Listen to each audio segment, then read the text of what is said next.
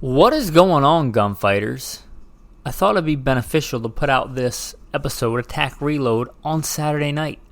A Saturday night special on Saturday night specials.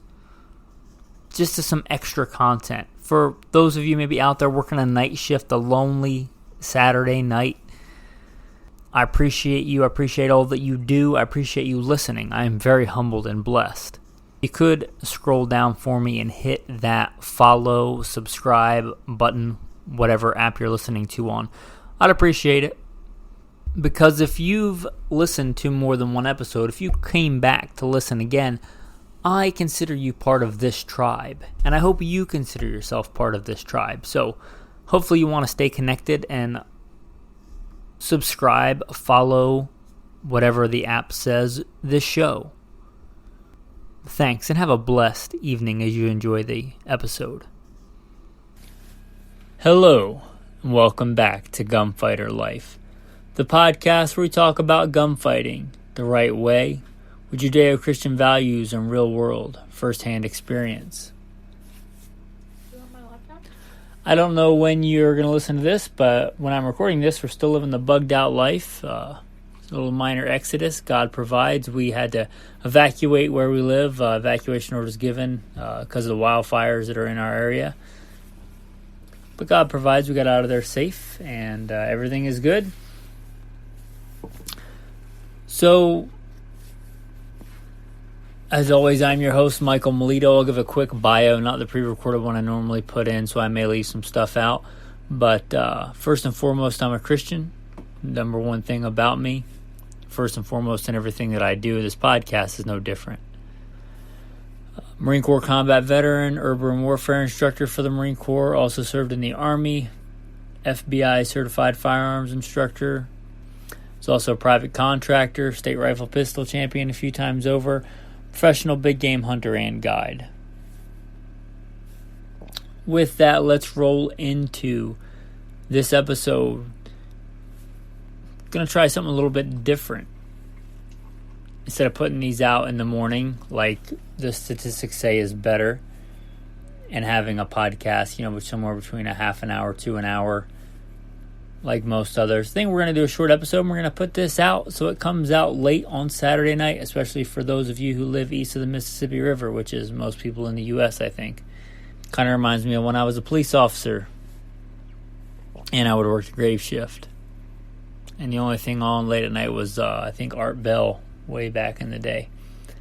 If anybody remembers that. But anyway, let's get to the topic at hand. Saturday night special, since this is coming out Saturday night. There's kind of this negative connotation back in the day. And long before the politicians were trying to ban assault rifles and things like that, they were all up in arms about what they deemed Saturday night specials, which is kind of a ridiculous term. I don't know where that comes from, Saturday night special.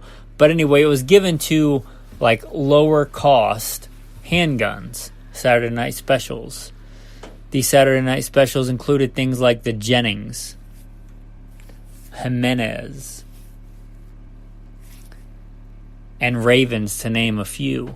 It was basically, how cheap can we make a gun? And the politicians were all up in arms about banning these. There was even, I think we still have today, import restrictions and bans on firearms with certain number of features and this thing and that thing. And that all, I believe, stemmed from this whole fear of the Saturday night special. But we have cheap handguns today. And we kind of live in the golden age of handguns, I think. Because even today, the cheapest handguns are still, I think, great and far above and beyond. I got nothing against those old Ravens and Jimenez's if you want one, or you want one to play with, or want one to go to the range with, and things like that. But the cheap handguns we have today are far and away better than those old Ravens and Jimenez and those kind of Jennings guns. Let's consider the modern Saturday night special, the High Point. Now, the High Points get a lot of crap from a lot of people, but they won't get crap from me, because they're an American-made affordable handgun that works. They are very reliable, and they have actually a decent trigger and decent sights for what they are. I would say their reliability is far above, their sights are far better, and their trigger is far better than the Saturday night specials in days of yore. Yeah, they do handle like two bricks hot glued together, but they are reliable. And, you know, I grew up poor, and I get that.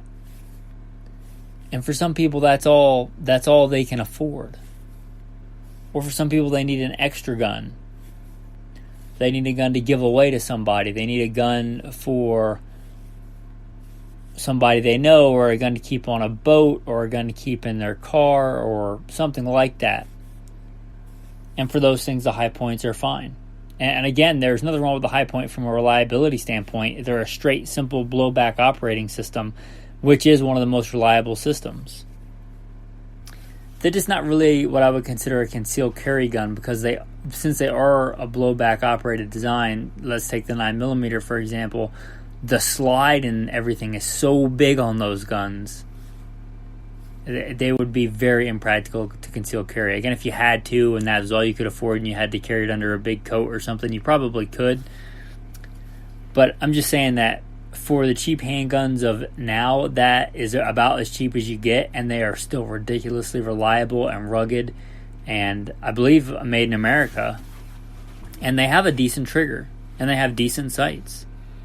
Stepping up a bit from there, one of my favorite low-cost handguns are the Sky SCCY. I've owned many of these over the years. I've tested them.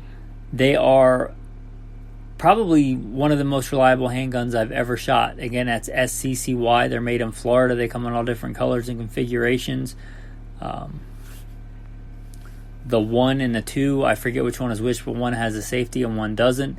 But they are a great, great design. They are very simple. They are very reliable. And unlike the High Point, they are a decent size. Their standard magazine is 10 rounds, and they are a decent size and a decent shape and a decent weight for concealed carry. I think the base model has that long double action trigger, which is not a great target trigger by any means, but it is a fine defensive trigger.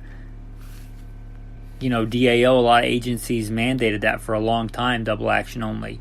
And again, is not going to win any split time competitions in 3-gun. But that long double action only is a fine defensive trigger.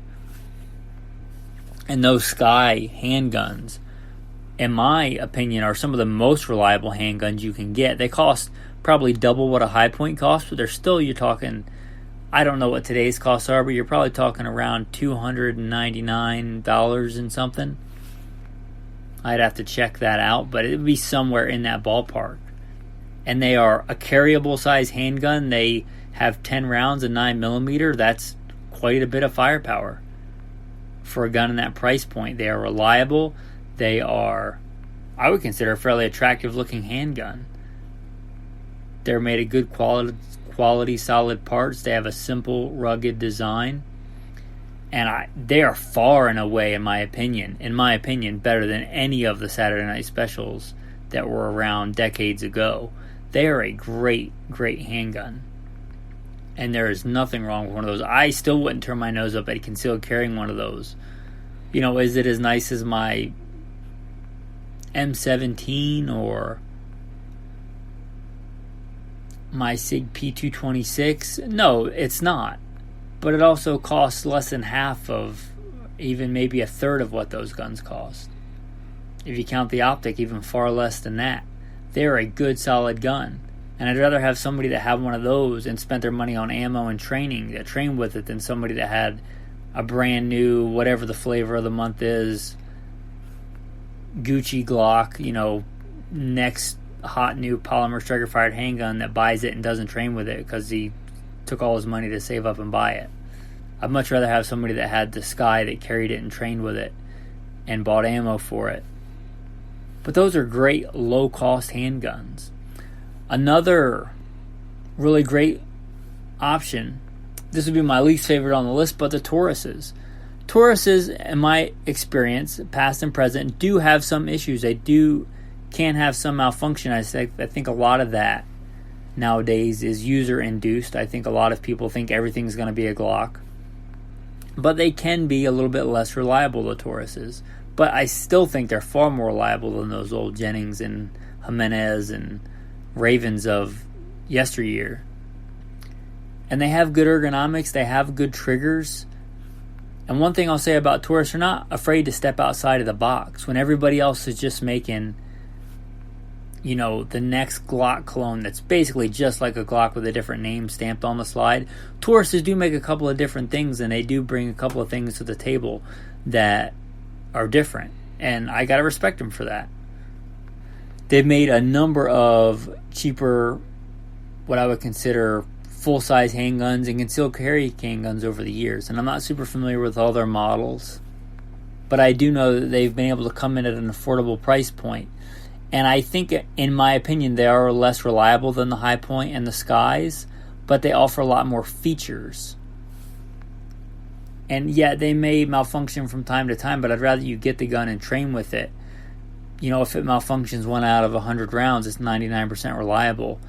I'd rather have the guy with that gun that trains with it and knows how to clear malfunctions quickly. And far more importantly, knows how to get good, fast, accurate first, second, third round hits on target than the guy that has the Gucci Glock that may be 99.5% reliable. It jams every 200 rounds, but he never trains with it. And he doesn't take it out to the range because he doesn't have money for ammo because he spent it all on his Gucci gun with his Gucci sights and everything else. And I got nothing against high-end guns. I carry high-end guns, but not everybody can. And again, I get that. And again, Taurus does bring a lot to the table, and you get a lot of features for what you spend the money on. For the amount of money that you spend, you get a lot of features. You get a lot of features that people spend a lot of money after they buy a base model Glock to get better sights and a better trigger and things like that. Stippling with that, a lot of the Taurus models come with right out of the box. I'm not going to say that they are as reliable as a Glock. I'm not going to say that because I don't think that's true. Some of them may be. I think one of the big shortfalls of Taurus over the years has been their quality control. But again, I think they're far more reliable than the quote-unquote Saturday Night Specials of years ago. With that, I think we've covered everything for tonight's episode. I hope you like this shorter, different format. If you do, I know we're doing this kind of rapid-fire episode because I'm in a little mini exodus right now and rather enjoying it, to be honest, being evacuated from where I live and getting some time off work and hiking around the beautiful woods and desert of God's creation. But if this catches on, maybe we'll do a couple of short episodes a week.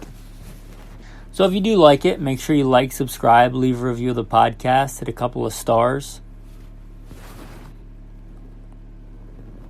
Write a comment, whatever you think, agree or disagree. I just want to say before we close out here, remember God, He provides, He always does. If you want more, don't forget to check out goodshepherdtraining.com. Again, that's goodshepherdtraining.com. Thanks, and have a blessed day.